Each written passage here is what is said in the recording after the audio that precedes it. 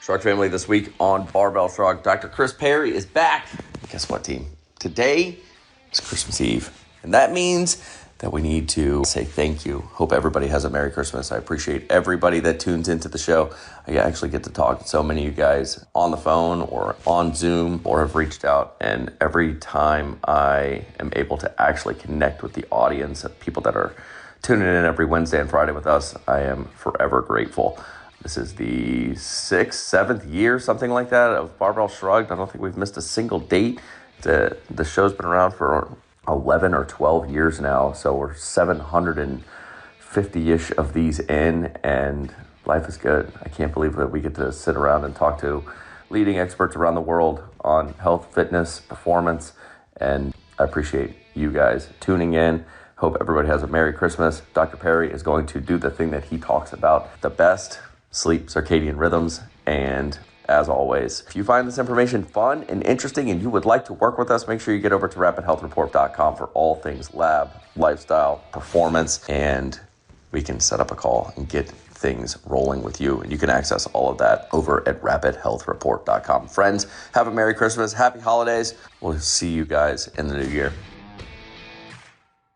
Welcome to Barbell Shrugged. I'm Anders Varner, Doug Larson, Coach Travis Match, Dr. Chris Perry. Welcome back to Shrug, man. We got a good flow going with you. It's nice having you in-house. You got to come and hang out with us all the time. And I love being here, man.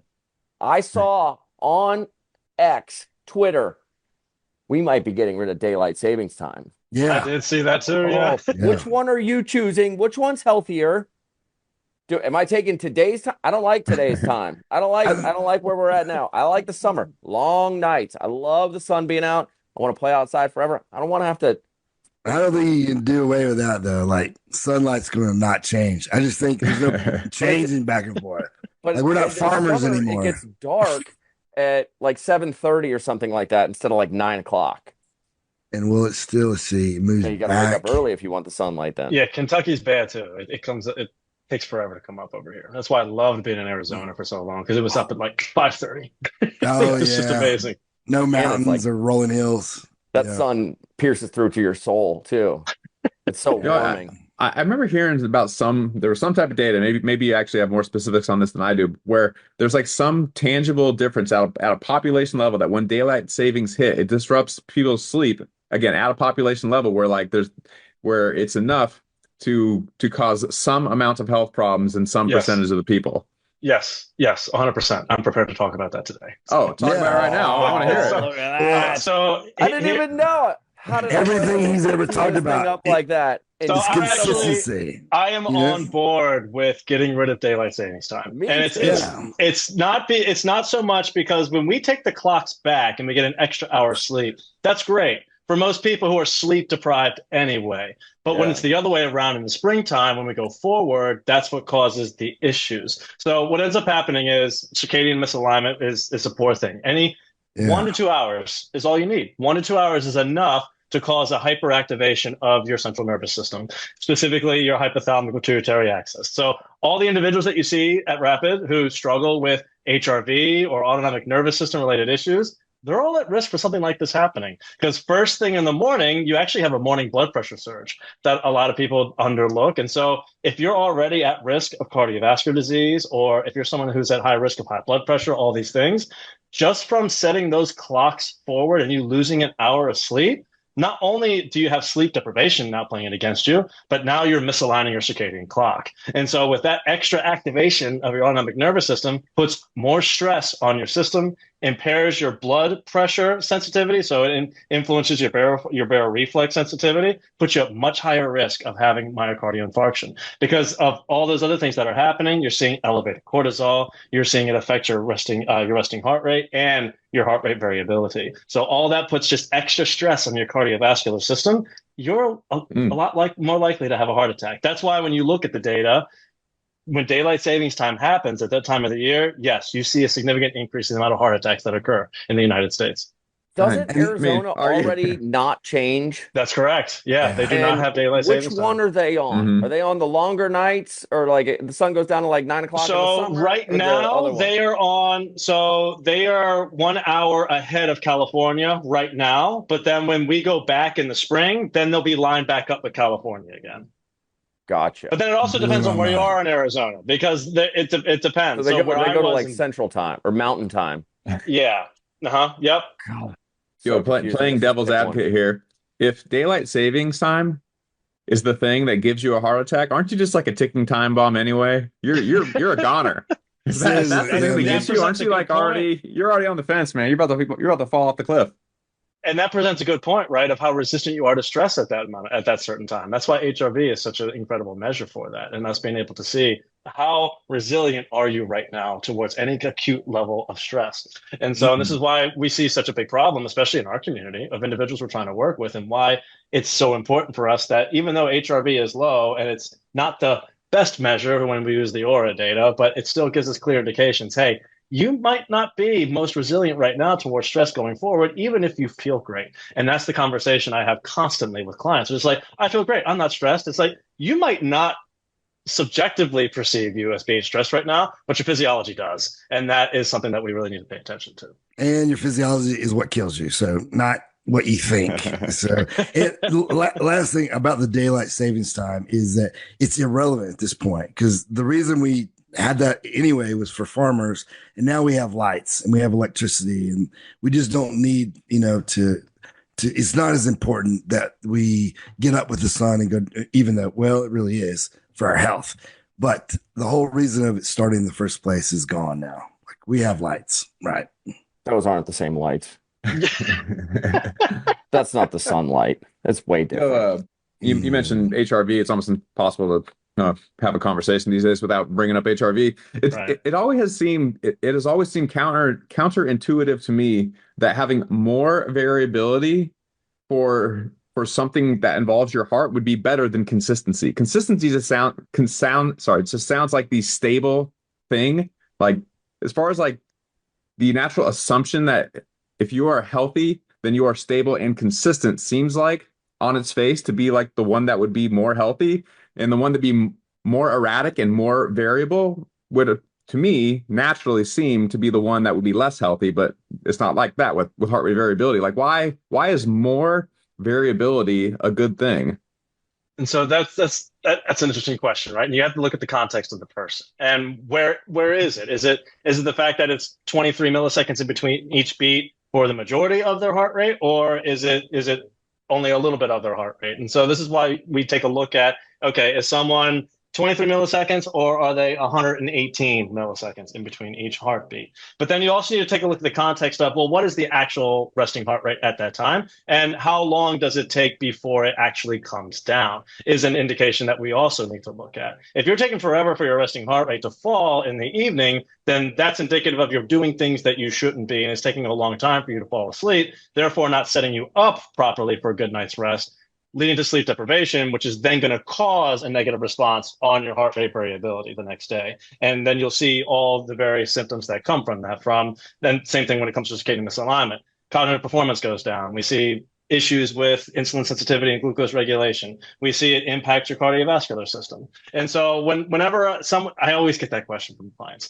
And whenever I do, it's just like, well, we got to look at this in the grand scheme of things. It's like, you could have a poor HRV, but at the same time, what is your resting heart rate? Is your resting heart rate consistent throughout the night? Because that's something I look at as well on the heart rate data. If I see that someone's resting heart rate is 43 beats per minute and it stays nice and easy throughout the nighttime, okay, cool. Then most likely you are getting some restitution, especially if you're waking up the next morning and you're subjectively feeling great. But if I see this and I see the lines go crazy up and down and the resting heart rate is constantly up and down, then that's how I know, okay, then there's more to the story here than just the variability between the heartbeats themselves. So I always say we have to look at the context of the whole picture. We're Picasso right now. Let's look at the picture as a whole, bring all the other cardiovascular elements into it to look at it, so I can say, okay, are you actually at risk of having a poor issue? Because that's another issue we look at too, right? Is the difference between taking someone's heart rate variability at night versus first thing in the morning. And unless you have a Garmin or you have a strap related device that measures heart rate variability, it's difficult. Exactly, the Morpheus. It's difficult to be able to actually get a representation of what's the snapshot picture of how ready you are right now before the day. Because when you take a look at the differences, the aura data shows you how well someone is recovering over the nighttime. Whereas if I get an acute shot of your heart rate variability when you first wake up in the morning, that's showing me how ready you are for the day itself. And I've talked to our own Dr. Mike T. Nelson about this over and over again. I know all of our listeners know who he is. He talks to me about this too. He wishes that Aura would put in a daytime HRV and the first thing in the morning, because that actually might be a much better and clearer picture of how well prepared is this person ready for the day. Yeah, but like looking at the nighttime Aura. Hold on. How much do you think the variance would be between my most rested state, waking up in the morning like without an alarm, to sitting on a Zoom call with Doug?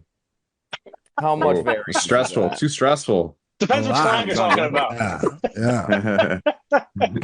And so that also depends from person to person, right? So I can give you the best example of someone that I know personally whose HRV is always low versus mine who is not. You can take a guess of who this person is because I see her data all the time.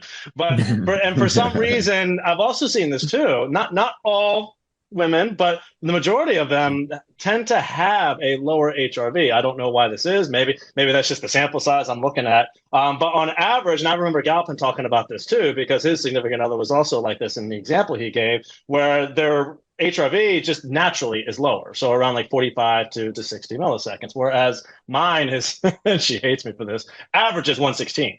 And so what you have to look at is based off of whatever stress is placed upon you, how does it affect your HRV? You have to track that to see what the effect is on you, because there is individual variability. So I can give the clear example of myself. Whenever I have, let's say I have a couple of glasses of red wine, all right, and I try to compare and contrast what my heart rate variability ends up being, I know that that's going to negatively influence my sleep, hands down. I'm very sensitive to alcohol, especially later on at nighttime if I have it in the evenings. It'll drop my HRV by approximately 20 to 30 points. But for me specifically, when I wake up, that might not feel all that bad. 90 milliseconds is not that bad. I actually still feel pretty okay. But if I drop down all the way to 60 milliseconds because I have a fever or I'm sick, holy wow, okay, that was significant. That means for me, greater than a 40 millisecond drop is significant in how my symptoms are going to be expressed that day. Whereas let's say I have someone who has a lower HRV, somewhere around 30 milliseconds on average. And let's say they do the exact same thing, but their drop was only 5 milliseconds. So let's say average of 30 down to 25. And for that person, actually was okay. She felt okay the next day. Okay. So for her, it's a 5 millisecond change that really doesn't matter. But what if she's sick and has a fever? And it goes all the way down to 15. That's okay. Then I know for that person, a 15 millisecond drop is significant for that person. So you have to take a snapshot of that person and see what happens when their HRV goes up or down and track them that way. And so I've had to do this with every single rapid client as well. I have to monitor, okay, what are the symptoms and what are the changes in the heart rate variability? And that's how I know, okay, these are the habits that I've identified you need to be aware of because they negatively influence your heart rate variability in this way by this magnitude. It's different from person to person. I want to ask one more question about the resting heart rate. The resting heart rate first thing in the morning versus resting heart consistency throughout the night. When it comes to, you said that the first thing in the morning gives you a better idea if you're ready for the day. But what about overall health, which is more important for like longevity or like, overall living long time. So that was heart. So that was heart rate variability. But in general, you would want your heart rate variability to be more in balance or towards the parasympathetic side, right? Because that is a higher indication that your central nervous system is not hyperactivated, is not constantly in fight or flight over dominance. Because as you'll see with what I'm prepared to talk about today, when you are constantly in fight or flight, when you have this over dominance of your central nervous system, that misaligning your circadian rhythms does result in that negatively influences your metabolism because it alters gene expression, for instance, sensitivity. It negatively influences cognitive function, all from a chronic standpoint as well. That if you're not consistent with your habits, then it has long-term effects if you don't adapt it the other way. This is why I love when Andy talks about this as well. He's like, you can't just do good habits one night and expect to feel great the next day. If you've done this chronically over the course of time, it's going to take time to adapt back to no doubt. But that's why it's so important. Yeah.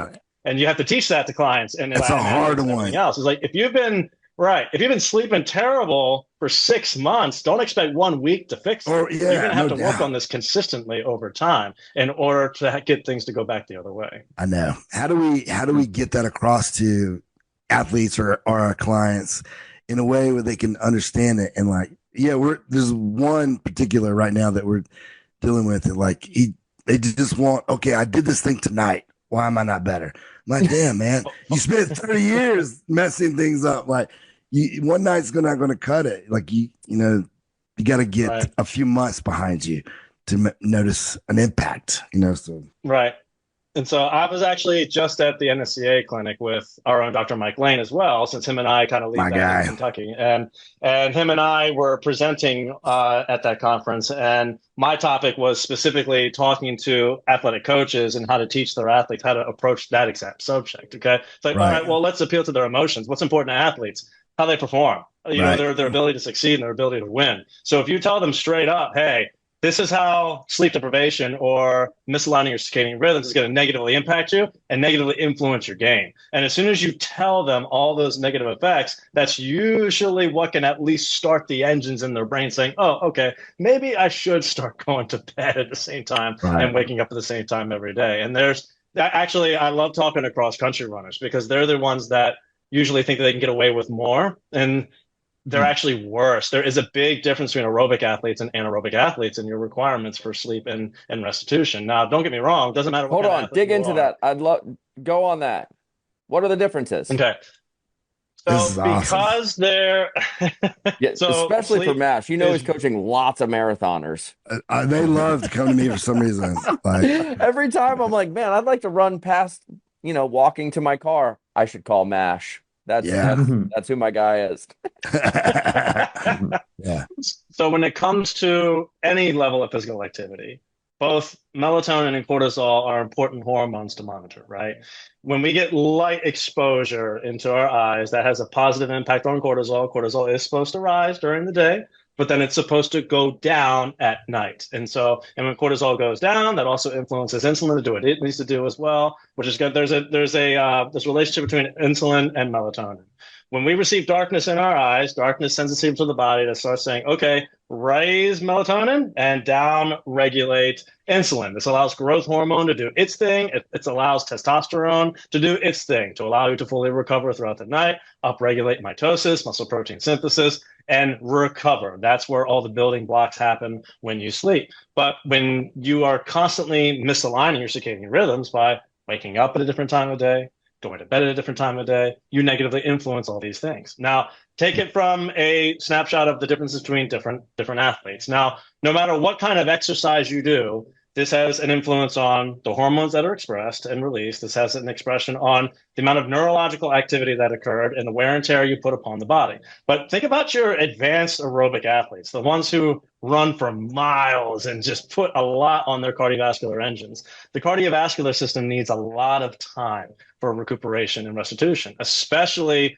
our runners, because it requires it's a high metabolic equivalent for the levels of activity that they do, requires a lot of time to recover. And if they're not getting the amount of sleep that they need for that, highly detrimental to not only their performance the next day, but also to their ability to be resilient towards injury. Because what's the number one injury we run into with our runners is constant stress fractures. Yeah. And so it happens over and over again. There's actually a relationship between the poor restitution and recovery from sleep deprivation and the prevalence of stress fractures occurring. And so now, not to say that this isn't true of anaerobic athletes either, but they can usually get by as far as the performance because sleep deprivation doesn't tend to affect power output as much, but it will impact their ability to continuously output that power. And so for example, if I sleep deprive Travis right now, all right, he'd still be able to get that really, really heavy weight on that lift, but he might only be able to do it once or twice before he gasses out. That's the effect that sleep deprivation would have on him. Whereas someone like my cardiovascular athletes, they would not be able to give their all. They would be quicker to fatigue. They would gas out very quickly. Sleep deprivation and circadian misalignment independently both negatively influence gluconeogenesis. So the restitution of glucose in the muscle is going to be challenged. So the amount of energy that they're going to have is not going to be where it needs to be either that next day. It can be very, very hot, very, very difficult for them to perform at a higher level. Believe it or not, guys, I did coach a really good cross country guy. Like, yeah, I mean, Holding on to that. of I didn't mean all that. my athletes, no, I'm just saying, of all my athletes, that poor guy, I had him while he was in high school, and he eventually went on to run at Chapel Hill in cross country. That poor dude was so beaten up all the time, and like he even in high school, because my high school athletes, they'll lift hard, but they're gonna, they're not gonna sleep. They're gonna do all kinds of crazy things. This kid could not get away with anything. Like he had to sleep perfect, eat perfect, any variation at all would wreck him. Whereas football player, they can get away with it. Wrestlers, all my other athletes can get away with things.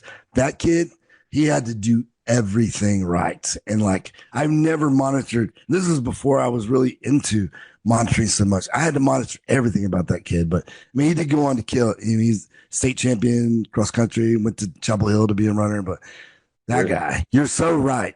Sleep, if his sleep was off, wrecked. So, Yo, you were talking about hormones a minute ago. You're saying the natural rhythm of things that when you're going to sleep, melatonin goes up, growth hormone goes up, insulin's supposed to go down. Yo, what does the research show, especially at a hormone level, for like smashing a bunch of carbohydrates right before you go to bed? If insulin's supposed to go down, you just like eat a bowl of cereal and try to go to bed. I'd imagine that affects your sleep quality in a negative way if it's messing with the natural rhythm of your hormones. So it depends. And of course, you have to look at it from the lens of how much are you eating and what can you tolerate. And so, because yes, eating too late does have a negative influence on sleep because our core body temperature has to fall by at least 1 to 2 degrees Fahrenheit. When you consume food has a high thermic effect, right? Especially if you're eating things that are high in fat and high in protein. And therefore, it's going to cause that core body temperature to go up because your body is focusing on digesting that food, which is a misalignment in the activities that should be going on at nighttime. However, if you are having something that is very, very light and very, very small, and it's easily digestible carbohydrates with, say, a protein shake, and it digests pretty fast, doesn't have a negative influence on your sleep. In fact, there's various research that actually shows if you have something really, really light, like a banana and like a cup of milk or two, or even a protein shake, she might help you fall asleep a little bit due to the serotonin release that you get from having carbohydrates. And so it all depends on the person, what you can tolerate, and what food that you're consuming. So if I'm talking to athletes, more than likely they're going to be okay if they're having, a banana and a protein shake before bed. That might be a sleep aid for them. Whereas someone who has chronic disease risk, part of our community that we work with at Rapid, and they're trying to lose weight and they're pounding a pizza before they go to sleep or a burrito, that might not be the best thing to have. That will significantly influence sleep that night, especially if they're drinking alcohol on top of that, which they always are. And so, and that has a significantly negative effect on their ability to fall asleep, which will affect how they wake up and perform that very next day. So individual variation, but once again, lighter the food, the better. I usually tell people if you're going to have anything at nighttime, try to cut it off at 2.5, 3 hours before you go to bed. If you're an athlete or if you're just having a nighttime snack, keep it low and easily digestible carbohydrates and try not to pound it with too much fat. So the typical ice cream dessert right before bed, not a good idea. Bad idea. Oh, you're gonna have to broke Andrew's heart. Daylight savings time. You're gonna have to get rid of Saturday as a whole if you want that to happen. Now you can get away with it with those new Ninja Creamy ice creams. Like Mike Kelly and I do that. Yeah. That's fine. Those are good because because you make those with like what is it, Fairlife and protein powder. There's virtually no fat in that. It's all protein. Man. Dude, Fairlife and the Core Power protein shake right now is hands down the best protein shake I've had in maybe my whole meathead career. Wait, where? They're so good, Mash. It's like protein milk, but it's like it's perfectly macroed, tastes delicious. They're probably where do you get it? Price, but at the grocery store. I mean, anywhere these days. 42-gram one for like $1 more, man. It is. Stick with vanilla. I don't know if you're like actually worried about your health, stick with vanilla. It seems safe. Chocolate, little shady. Vanilla or strawberry, anything strawberry mass produced. Yeah. Why? You're drinking a pink liquid. Yeah. It just seems weird. Like I'm trying to drink this protein shake to be healthy, and you just put like red 40 in it. Like, get out of here. Let me ask the good doctor. Yeah. So like, I started taking this sleep like supplement, and now it's no melatonin, nothing. All it has is magnesium, um, glycinate. It has, let's see, glycine and L-theanine, Okay. and I noticed an actual difference. I noticed I was able to get to sleep faster, and I stayed asleep. And for a 51-year-old dude, it's pretty, getting up at night can be a thing. And so, but I definitely know, and on my Garmin readouts, it appears that I was getting more deep sleep. Is that, do you think So placebo or what? I'll say what my PhD mentor would say when he would answer this question. He's just All like, right. well, what are you doing naturally first before you ever consider a supplement? Like if your sleep hygiene is all over the place and you're not doing anything right as far as keeping your sleep times regular, getting bright light during the day, darkness at night, chilling out in the evenings, then doesn't matter what kind of supplement you Totally. take, you're not going to be able to Totally. overcome that. But when it comes to supplements itself, the placebo effect is very, very powerful. If you think it's going to help you and that psychologically causes you to calm down when you take it, hey, I can't beat that. Like that's a very Right. powerful phenomenon that occurs. As far as the actual evidence behind supplements and their ability to help you fall asleep, I mean, there's a little bit of evidence that magnesium can help. There was some stuff that went back. There was a lot of people that were firing back at other influencers. I won't say names. Yeah. That Yeah. magnesium threonate actually isn't the best when it comes to that because it takes a lot of it to actually cross the blood-brain barrier to help you relax. I actually like magnesium biglycinate. I think it's probably the best one that you can take right now as far Right. as the form of magnesium. But theanine actually does have calming properties. When Yeah. when you get L-theanine and you combine that into, let's say, you have a theanine supplement with your coffee, it can actually reduce the jittery like symptoms that can occur. And so this is why I oftentimes like taking theanine if I take like a really, really hard mocha that has like a Right. red eye with a ton of espresso in it. Like that can actually help the jittery response. But theanine is usually also combined with GABA, so GABA. Your GABA butyric acid can actually Yeah. help you be able to relax as well, since GABA is naturally secreted at nighttime to help you relax as well.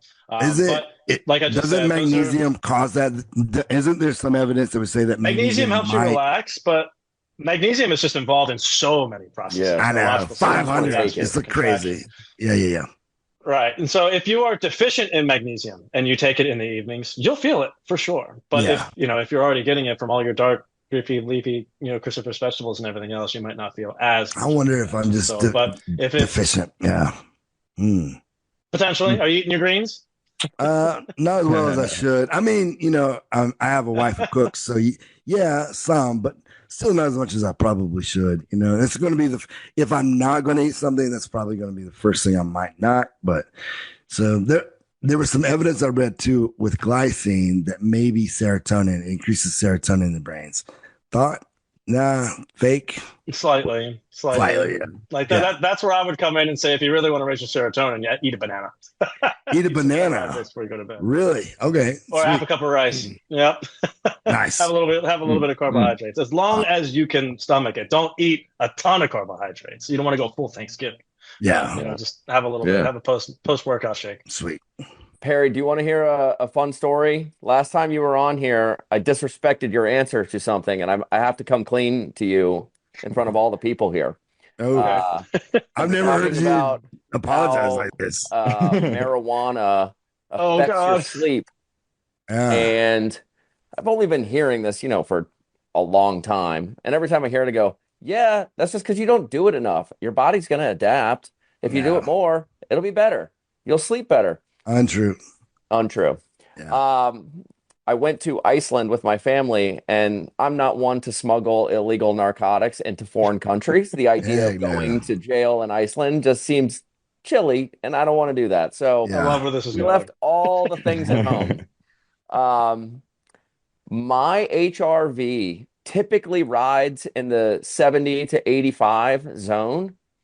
Within 48 hours of not having any fun, every single night from there on out, I was in the hundreds. No Oh my way. gosh. That big a difference. It jumped Wow. like 30 points. And then because I'm n equals 1 and I must test this as soon as I get home to see what the indicator is. And there was very little like jet lag going what I'm west to east. When I came back, a little bit more jet lag, didn't feel as great, but my HRV went from low 100s to 40 for Oh my like goodness. 6-7 Wow. days. And I went, oh my gosh, Chris Perry is a genius. Now I have a life problem. What am I gonna do? The Mm. thing that I thought was helping me sleep turns out is significantly harder on your body. So you stopped it completely? Let's maybe not go Ish. that far. There's still Womp, womp, ice cream and womp. Saturday, but Yeah. I've been wrestling with the idea since that trip, and over the next the Yeah. answer is Working on it. Working yeah, on it. it's Got not it. even Got working it. on it. It's working on Yeah.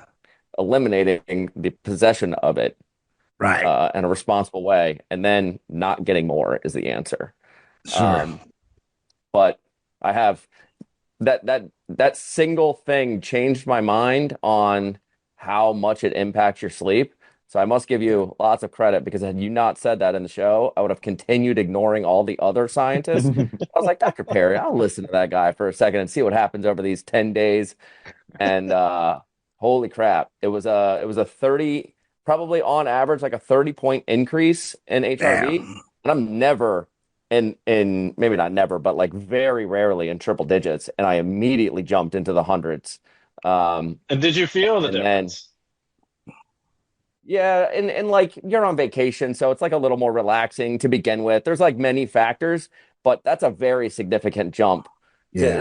It's like a 30-40% jump. Yeah, that's big.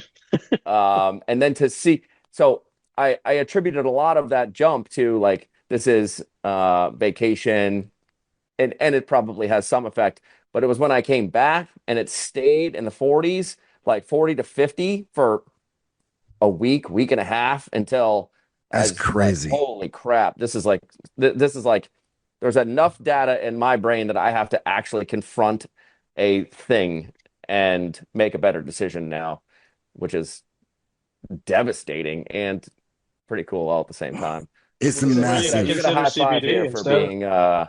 for being a great scientist. So CBD, like that's okay though. So that's the thing, right? So because CBD and THC are usually within the plant, and so but it's CBD is what gives you those anti-inflammatory effects, but it's the THC that causes the sleep disruption, the sleep continuity related issues. So there's been some evidence to show that CBD can potentially help. It's used a lot in individuals with PTSD. You know, when you look at all the veterans research, and so if you remove the psychoactive ingredient, which is the THC, you tend to see more positive, more prominent effects. But yeah, for the majority of individuals, just like how alcohol negatively influences sleep architecture, marijuana, the THC component does the same thing.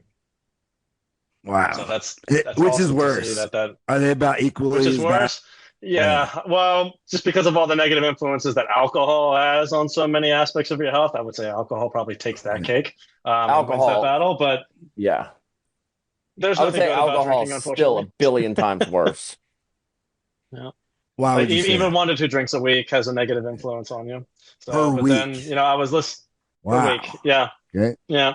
So, Guys, but I was think about actually, when I you was were in grad listening. school and you were dealing with all that health stuff, but you would still have like Yeah, I know. like a whiskey or something like that while you were like doing homework. I was It's just like making it worse. it's terrifying how bad it is. I feel like Making it worse. that number specifically, if I have like an IPA in my life, the numbers drop an unbelievable amount. That's crazy. And an IPA is always probably double the amount of alcohol as your Yeah. normal, typical light beer. Yeah. I hate that they're my favorite. I know. I don't drink same. beer. If I drink, it's whiskey. So it's like I'm going straight for the good. So yeah, just don't drink at all. Basically, is the best.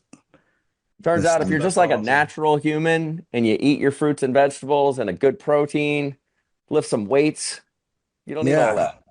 Most of It the brings up a good point, though. I was listening to something the other day where a scientist we all know was talking about this. Dr. Mike Isvitel himself.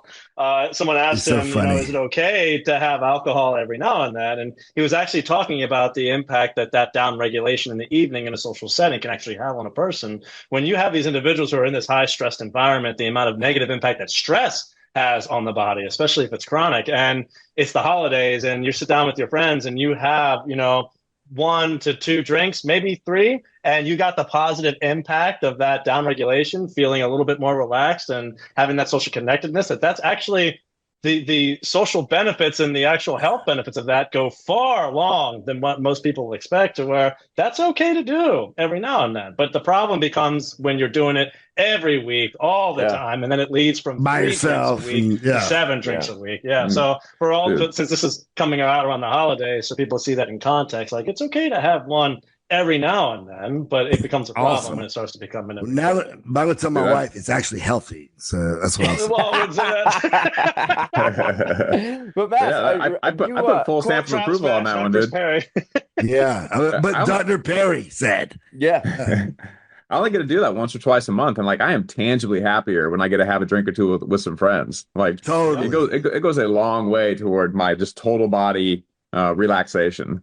100%. If I'm hanging out with you guys, it's like there's so much happening, more than just some chemical going in my mouth.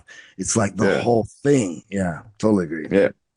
Yo, Chris, can you reconcile a couple of thoughts for me? So earlier you're talking about how when you go to sleep, your body cools by 1 degree Celsius or whatever it is, roughly on average.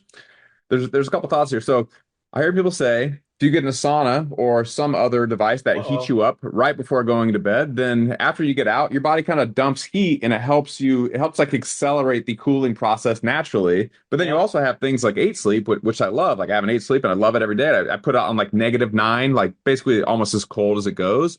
Mm-hmm. And so I'm laying on a cooled pad that is artificially sucking my body temperature down. Is my body then, if using the same logic from the sauna, like trying to counteract the fact that I'm laying on something cold and trying to heat me back up then? So here's the issue with the sauna. When you look at the research that shows what can help give you that radiation effect is what you're talking about. Okay. If I know that, because the natural rhythm, here we go, circadian rhythms, core body temperature needs to fall, all right? In order for it to do that properly, you either let that happen naturally, or you can use a hot shower that will help bring the heat from your core to the surface. And then when you get out of the shower, it allows you to radiate the heat out, which causes the typical drop in your core body temperature a little bit more rapidly. Here's the problem with the sauna. The sauna might not do that exactly, because what's the temperature difference between a typical hot shower and a dry sauna? Dry sauna tends to be much hotter, and you're usually standing in there for a greater amount of time. What we see, the problems with that is that can actually stress out your body, because remember, heat stress is a significant amount of stress, especially if you're doing it for the health properties that we recommend to everyone all the time. That might not be a good idea to do really, really late at night, because that could drive up your HPA axis, put stress on the system, and now all of a sudden you're wired. You took a core body temperature back up, and now it's going to be a little bit more difficult for you to fall asleep unless you take some time to downregulate. But this is funny because there's individual variation with this as well, and I've experimented with our clients, because some people just react very, very kindly to warmth, and some people react very, very kindly to cold, because you would never do cold either right at night, because that could also stress out the system, right? If you get cold enough and you go into a cold plunge at 9 o'clock at night, that's going to wake you up like 3 cups of coffee. That might not 100%. Be the best thing to do prior to going to sleep. But if you're someone who responds really, really well to cold because it relaxes you and you feel better. So I won't say his name, but I was going back and forth trying to figure this out, because him and I were doing our own experiment. And for some reason, he responded super well to taking extremely cold showers at night, and he fell right to sleep. I am also one of these people. I love feeling that cold, and I am knocked out like a light, when you would think that the sleep doctor himself would respond very, very, very well to heat. And so once again, in a perfect world based off of science, you want to do something that isn't going to stress you out, Hot showers are great, allows your core body temperature to fall down. So when you get on your 8 sleep, the coldness of the 8 sleep can help your core body temperature stay down and then slowly rise in the early hours of the morning to coincide with your natural rhythm that will help Right. you wake up. That's what that's supposed to do. But is there individual variation with this, with how someone psychologically responds to a certain stimulus? Yes. So if you have an athlete or someone who just likes to take a cold shower at night because it helps them psychologically relax before they get to bed, let them do it. Same thing if it's a hot shower. And so always go based off the person. Just But try not to go based off extremes. it sounds like though there that a hot shower or a cold shower is fine, but the extremes of a cold plunge or a sauna might not be a good idea. Right. Correct. Yes. Yep. All right. 100%. Taking notes. Because you'll see that too. Because everything that's coming out with the cold plunges is telling people, "Oh my gosh, don't do a cold plunge right after your workout." And so that scares people not to take a cold shower after they lift weights, thinking that that's going to have a negative influence on the inflammatory response. The cold shower isn't getting cold enough for as long to have that negative impact. And so for someone who might respond well to being able to feel more relaxed after a workout by taking a cold shower, that's completely okay. Got it. What about the circadian rhythm that we were supposed to talk about this whole time? Like, I mean, we're touching on it. But like 45 minutes in. Hey, weren't we going to talk about something today? I want to hear the topic of the show. Was advising Trump on what to do with the daylight savings time. We figured it out. We're good. Yeah. I want to know about the circadian rhythms though. Like, is it too late? No, it's not too late. But no. There. So the all. I love Dr. Perry. I mean, I just love hearing his stuff about sleep. So my major points behind everything circadian rhythms is that it needs to be given its own credit as its own individual thing to focus on other than sleep, because it's your circadian rhythms that tell everything in your body what to do and when to do it. And so if you're constantly pushing it out of alignment because of the difference between your internal bodily schedule and your social schedule, that's going to be a significant cause of why things can't keep going the right direction when it comes to optimizing your health. Because just how sleep negatively influences all aspects of your health, your circadian rhythms do as well. Because there's a timing for everything. There's a proper time for you to be able to be optimized to assimilate nutrients. There's a proper time for you to potentially exercise. There's a proper time for you to schedule when you should do your most cognitively demanding activities. And so all because of what is certain things are going on in your body right now. So I can give you the best example for performance. There is a circadian effect on your VO2 max. And it tends to be in the afternoon. You're going to perform a lot better on your VO2 max test if you schedule it between the hours of 1 and 4 p.m. than if you do it first thing in the morning. Why? Because as your body core temperature rises across the day, you see the increase in speed of neurotransmissions, the increase in speed in enzymatic reactions in the body. And so as soon as you say that word, enzymatic reactions, that has everything to do with your mitochondria. So if everything within your cells, your mitochondria, is working more efficiently, more effectively, you're producing ATP and utilizing oxygen more effectively. So you will see your VO2 max will be better when you do that type of exercise in that afternoon compared to if you were doing it first thing in the morning. Now, the counter to that would be, well, what if you warm up really, really, really well? Yes. Okay. Because if you get your body core temperature up, so this goes for my individuals who are very early risers and work out first thing in the morning, it is imperative that they work out, they warm up properly for at least 10 to 15 minutes to get their core body temperature to go up to help with that. But yes, there's a circadian effect on athletic performance. And so what about strength as well? What about strength? Not so much. Not so much. So, so for that would be subjective, right? So for my weightlifters, I would say, when do you feel the best to lift? And so we actually talked about this. Yeah. So if you're a lifter who doesn't like lifting in the morning, don't lift in the morning. You will not get a PR there. But let's say then that you're a lifter who is advanced, and then seasons of life changed. You got married, you started having kids, and now all of a sudden you can only do your lifting in the morning. You could actually acclimate to then being able to work out in the morning and be okay. But you would have to change your practices, change your routines to be able to become more effective and efficient for that. There was actually a quote that I forget the lifter that I took the quote from. I would have to do a deep dive into my PowerPoint that I used in my talk, who talked about that exact thing, to where he didn't like lifting in the afternoons, or in the mornings rather, but because of the changes in life, he had no choice but to change there. So not as much of an effect on your strength output. How long would it take to an acclimation period? How long would you need?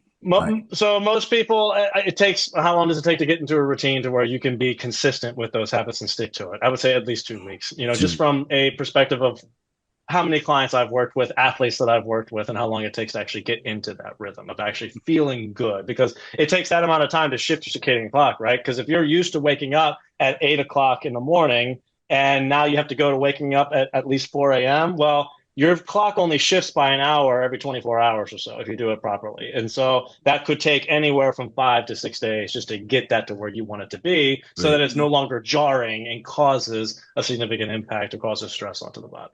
Beautiful. I love this stuff. He's always got so many new things. Like every time we talk, I feel like I've learned everything there is. And then you should have gone to Eastern Kentucky, man. If I'd known, I for sure would have. With him and Dr. Lane there, for sure.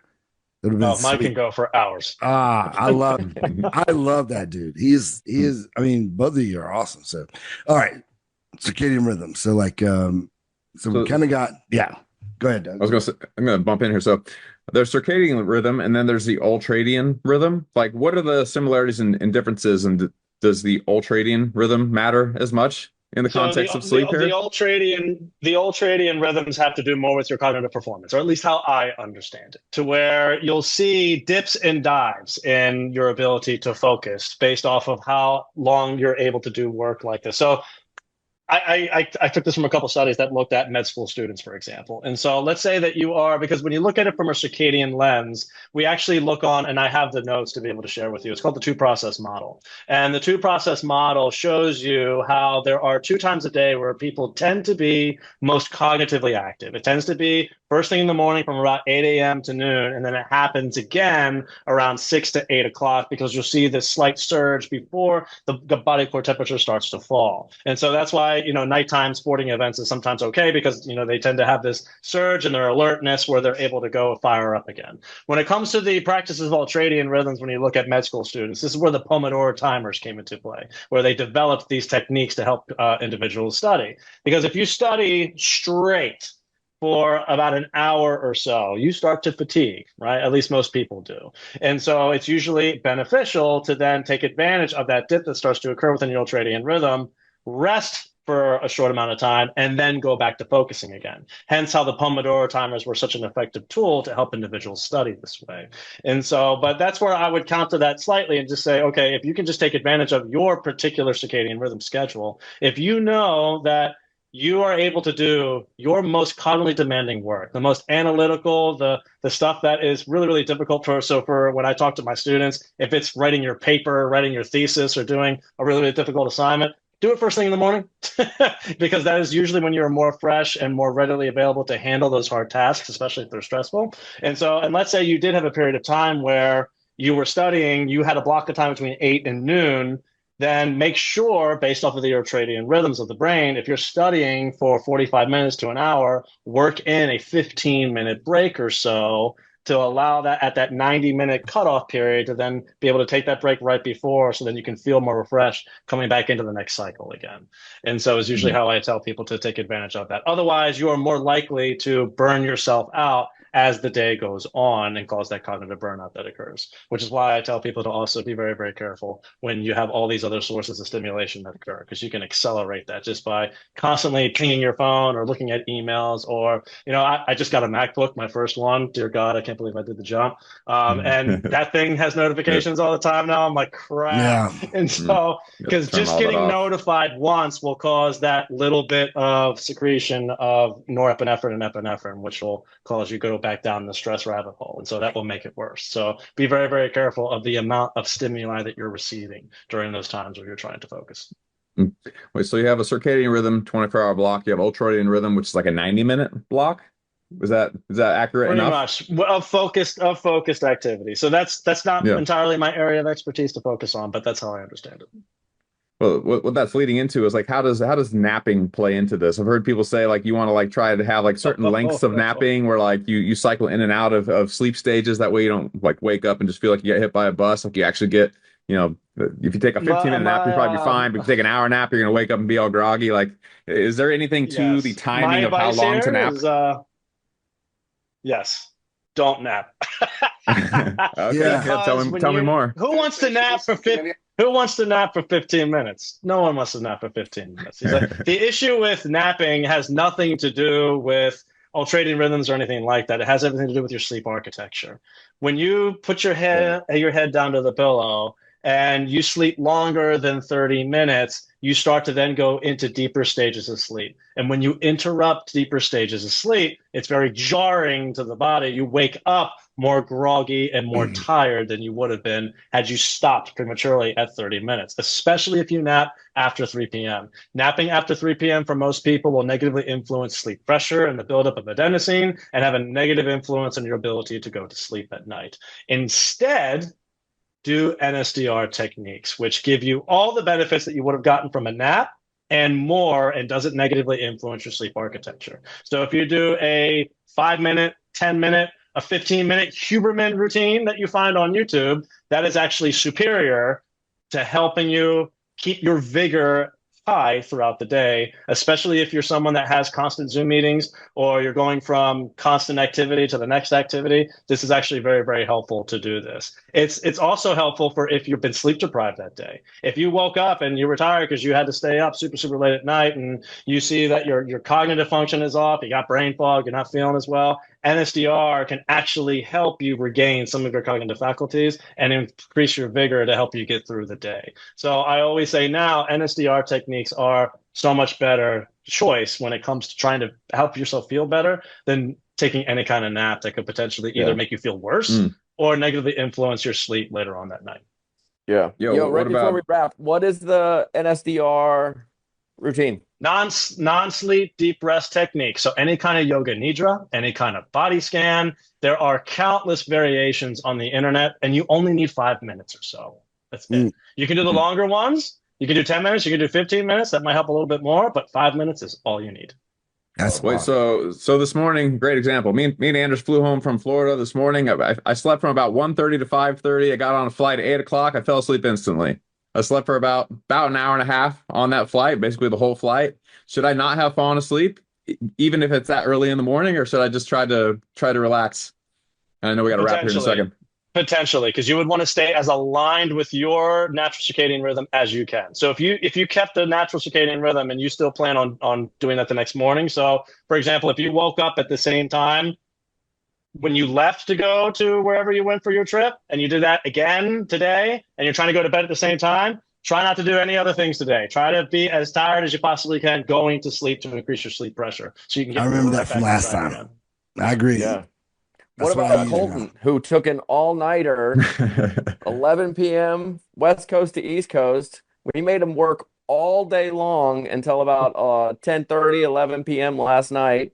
Then he had a 5 a.m. flight today, so he had to be up at 2:30. So we got him 3 hours That's and 2 horrible. days. And then he sat on a tarmac for 3 hours at 5 a.m. Oh, no. I would kick y'all's ass. Welcome to Barbell Shrugged, bud. Yeah. He might need to go for a jog and do the best he can for the next couple of days. Like, might get a little pickleball in. He's younger than all of us, though. He might go get some waves. He's still got better abs. He's fine. He does. He's so good looking. Yeah. He'll get a girl to rub his back. He'll be totally fine. Dr. Perry, where can the people find you? They can find me at Dr. C. Perry 001 on Instagram. They can see me at Rapid Health Report as well. There it is. Coach Travis Mash. Mashley.com, Dr. Perry, you're the man. And like if there's any young people listening, like it's so cool that now it's cool to be nerdy. It's like when I was growing up, like I didn't tell anybody that I love to learn. I was like, I'm just a football player. It's so cool that now it's sexy to be smart. So you keep doing your thing, man. Thanks, man. I appreciate it. Douglas C. Larson. You bet. Second all that. Douglas C. Larson. Love having you on the show, buddy. Good to see you. Yeah. Coach Travis Mash, get ready, bud. I got to give a special shout out. Emily Drew Mash. We are in the middle of moving right now, and all the Christmas things are like going into one place. Dude, I have bought your wife's pajamas for my family for like 4 years in a row or something like that. Like, and we appreciate it. Your wife has family pictures of multiple years of Christmas outfits of like the whole family doing That's it together. awesome. Sweet. We just got the new ones this year. What is it? Our Tiny Roots? I don't Yeah, Tiny them. Revival. I just wear them. They're rad. It's Our Tiny Revival now. They had to change the roots. Somebody else might have had it. Yeah. Tiny Revival. Yep.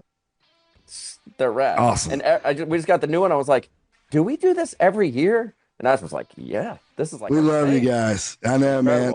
And the portraits he's made for you guys is so cool to see. Yeah. Whole family.